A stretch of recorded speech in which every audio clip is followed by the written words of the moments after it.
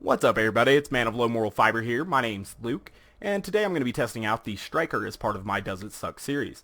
Recently profiled some other Jakobs shotguns like the Quad, and you guys had asked that I take a look at the Striker as well. Now, if we compare these two weapons, we can see that they are indeed very different weapons. The Quad has a lot more pellets per shot, and more damage per pellet as well. However, the Striker has a much higher accuracy, a higher critical hit damage bonus, and it has the benefit of where it only consumes 1 ammo per shot, as the Quad does 4, and other Jakobs shotguns, for the most part, except for like the Long Rider, all consume multiple ammo per shot as well. Now, this particular weapon is very accurate, even at range, especially for a shotgun. Keep in mind, I'm spec'd into precision here, but even without points in precision, it's still very accurate at range. We can see that it has a very small reticle, whereas the Quad has a very wide reticle. If we shoot the Quad, we can see that its spread is, completely uncomparable to the Striker at this distance. Even if we fire all the shots from the Striker very quickly, the spread is still going to be pretty tight. And with better recoil management, you can do an even better job than I just did there. And I did a worse job trying to do better. Whoops. Anyway, we'll get started here. I should mention that I liked the Rustler Striker better than the Dock Striker in my preliminary testing. Obviously, the Dock Striker has extra critical hit damage, and the Rustler Striker is going to have increased pellet count. And I preferred the Rustler's prefix with this weapon, but with the Quad I preferred the Dock's prefix. So I recommend testing the Jakobs shotguns out on a gun-by-gun and a character-by-character basis to see which one you're actually going to like better. Well, I was hoping the bull loader would get a little bit closer to the power loader for a potential bore shot, but they weren't cooperating. Now, one thing that's really nice about this weapon is that it performs pretty well at range, especially compared to other shotguns, and that's really nice. Go ahead and get slag on this gun loader here. Take him out. Yikes, the bull loader is being pretty aggressive. We'll deal with him appropriately. Excellent. Nice grenade. It threw me right down almost by that barrel. That would have been a good way for the loaders to kill me. Sometimes they're crafty like that. You gotta appreciate it when they throw a lot of grenades that move you around when you're trying to aim a shot. That's always a really cool method that they can use.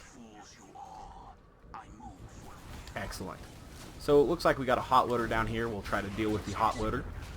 This weapon should be really nice for dealing with hot loaders because it is good at range, especially a lot better than other Jakobs shotguns, which are very poor at range, and that's bad for taking out the hot loaders because obviously being close to them. Oh wow, we got a badass loader a little bit early right now, because obviously the other Jakobs shotguns require you to be a little bit closer to use them at their full potential, whereas this one does not, and that actually works out well for taking out the loaders that explode and everything. So nice, it blew up that barrel as I went by. That was cool.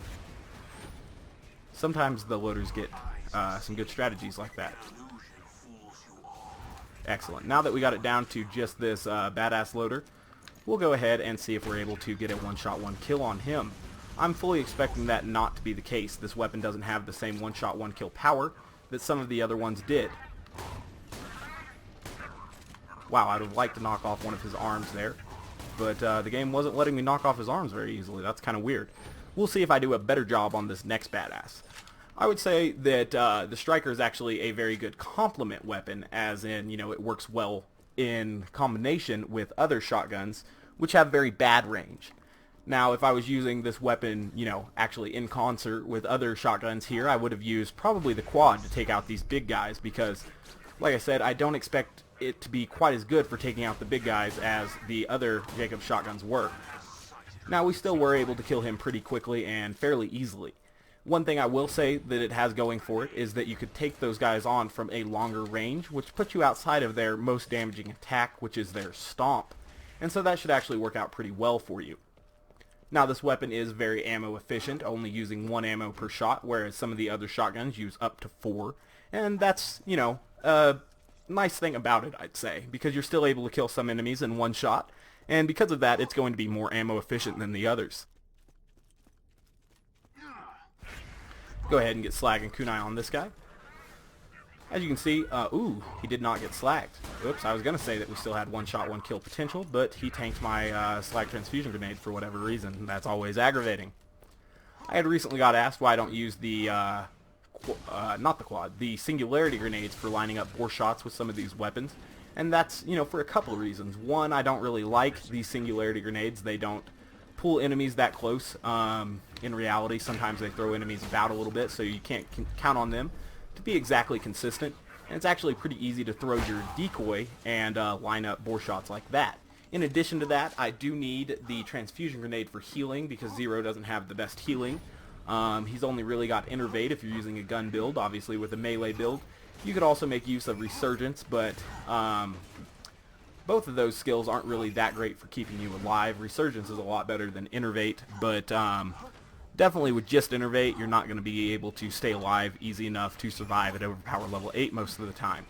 And in addition to that, the slag transfusion grenades, or not slag, transfusion, the slag singularity grenades aren't very consistent slaggers. The slag transfusion grenade, even though it failed back there, is a pretty consistent slagger, and since Zero doesn't have too many slagging skills either, there is obviously Death Blossom, but it's not the most consistent slagger, kind of like a singularity grenade. So that's something to watch out for there. The slag transfusion grenade is a pretty consistent slagger though, and so that's why I use it. I also get asked why I don't use the slag O negative, and that's because the O negative has a fuse time, and if you're playing solo, one transfusion trail, if you're not boosting your health by a bunch, is still going to be enough to put you at full health or at least over health gate most of the time.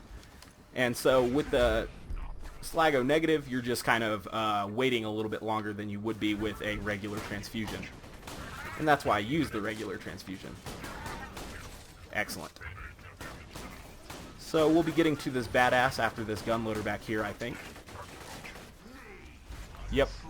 So we'll go ahead and kill the gun loader and then get ready to take out the big badass up here. Now, like I said, you can take these guys on at a little bit better range with the striker than you would be some of the other shotguns. We're still able to get criticals. Obviously, they didn't do that much damage there, but still able to get them, so I guess that's good. Wow, so we got close to a one-shot, one-kill there. I was almost expecting not to hit a critical there. I just kind of guessed because I was shooting through that mist, so that actually worked out pretty well.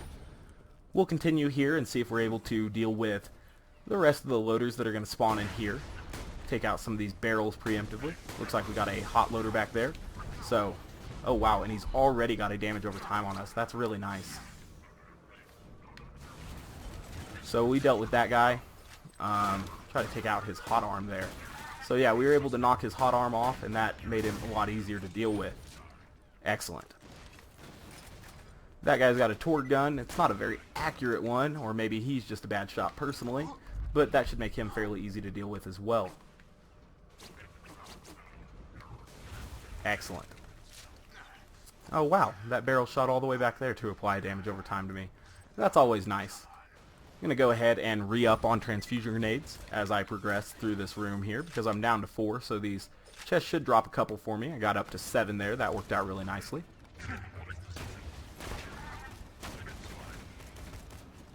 Go ahead and get those guys slagged a little bit. It was real nice of the R loader there to protect his power loader buddy from catching a death mark. That's always really nice of when the loaders do that. I actually, took time to slide around him there, and he still went ahead and blocked him for me, so that was good stuff. Good teamwork on their part, I guess.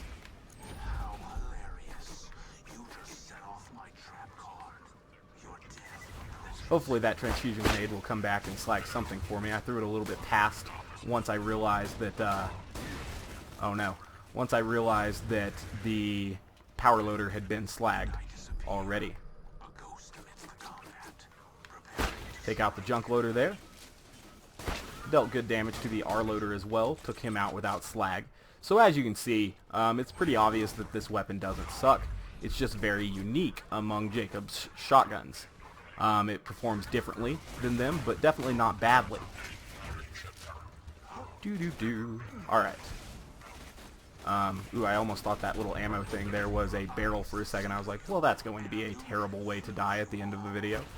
But didn't end up happening, so worked out pretty well.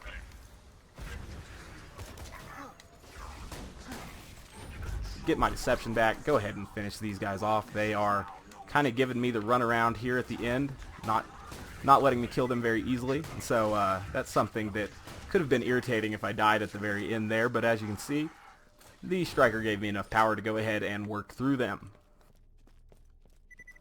Excellent. So we're almost through with this weapon here. As you can see though, this weapon definitely does not suck. It's actually very powerful. It's just different than the other Jakobs shotguns. As always guys, I thank you very much for watching. If you haven't yet taken the time to subscribe, please do so. I'd really appreciate that. Otherwise, I do thank you for watching. Tell me what you think about the striker. And now that I've worked through most of the Jakobs shotguns, I guess I can take a look at the twister if you guys really want to see it. Obviously, it's not going to suck though. It's a very, very powerful weapon. And with zero, it can, be very, very powerful as well. So we're going to go ahead and end this video now. Like I said, guys, I do hope to catch you next time. Bye, guys.